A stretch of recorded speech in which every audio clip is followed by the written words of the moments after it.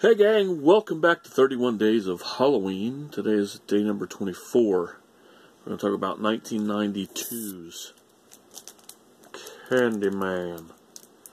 It's actually got to meet Tony Todd. He signed my copy of Candyman. That's why it's in a protective sleeve, like a lot of steelbooks are. Really good guy. He was a little intoxicated. Late for the show. I waited around. Funny story, shook my hand. The guy's really pleasant guy. Talked to me for a couple seconds. Then another person, I don't even remember who it was. It was from a reality show, makeup reality show. Started messing with him, and he went over and messed with him, came back, and signed my copy of Candyman. I can't really see it.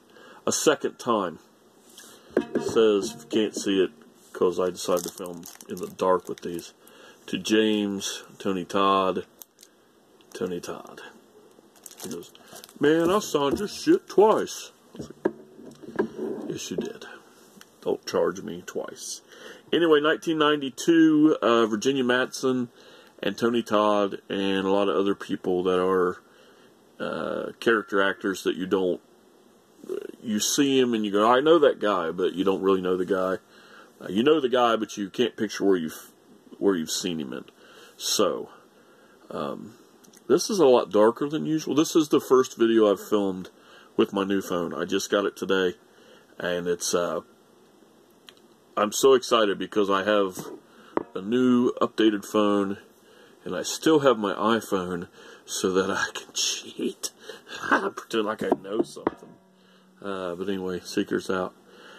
Candyman. Candyman is one that I had not seen.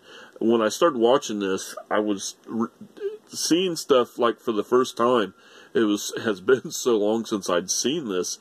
Originally, I don't remember being a big fan of this. I remember... I own it because it's a, almost most must own for horror fans.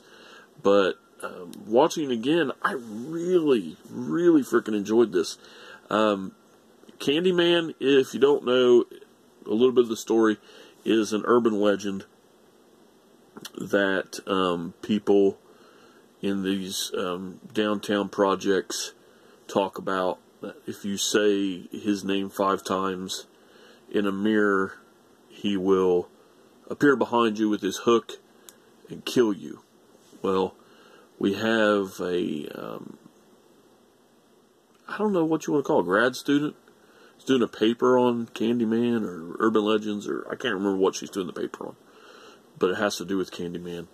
And she decides to test it like any grown human person probably would. I would probably do it if it was a real legend that people thought. And at that point, Candyman shows up. He doesn't do exactly what they say he's going to do. He doesn't appear behind her and hook her.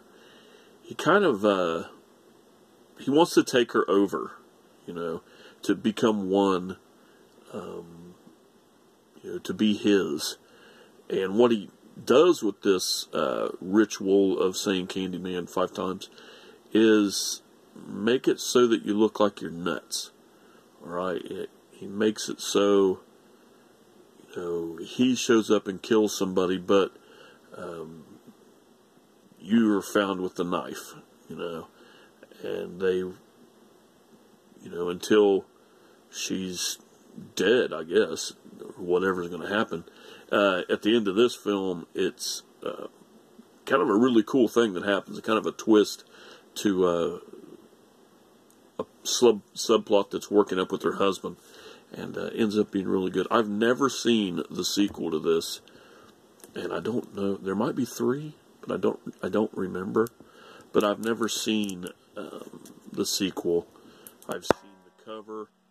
And when I was looking at this through IMDb and Wikipedia and stuff like that, I seen bits and pieces of stuff of it, and I'm really interested to watch it now. So I hope to find a copy.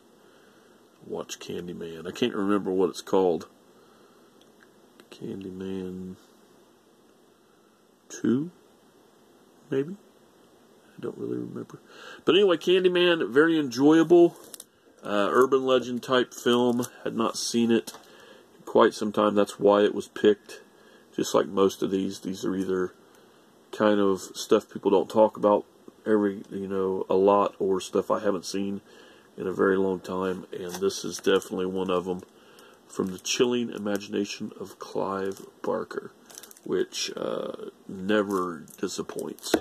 So it's no Hellraiser, but it is good. So make sure you check it out. Make sure you check out everybody else's 31 Days of Halloween. There's a lot of people doing this, more than I thought would be actually doing this again. A lot of people do it every year. And I plan on continuing doing it, year to year. But I watch horror all year long, so it's when it becomes October, it gets a little harder to find stuff. But whatever.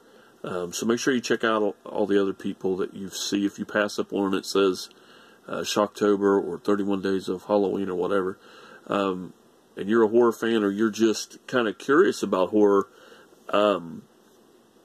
stop on their channel and watch it. You may learn something. I've even learned something from a few different people, and some newer horror that I probably usually wouldn't give a chance starts to look really good. There is a lady named Lisa Loves. Her channel's name's Lisa Loves.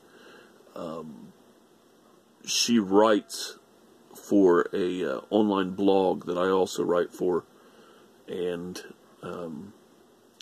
seen one of her videos pop up, and she is one that has talked about some more recent films that I had not heard of. A couple I had heard of and just thought, nah, there's no way I'm watching that shit.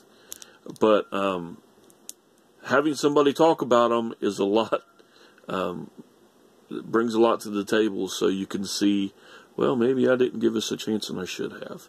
And I have watched films myself like that, not even just in the horror genre, because my love goes across the board for film.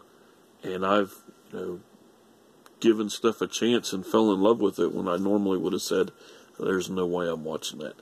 So, with the exception of something having Will Ferrell or one of his dumb fuck friends, I'll pretty much watch anything. So anyway, you guys have a great day. Day 24, day 25 is coming up, and we will be visiting. I won't give it away, but we will be going to talk to one of my favorites, Mario Bava. So until then, good evening.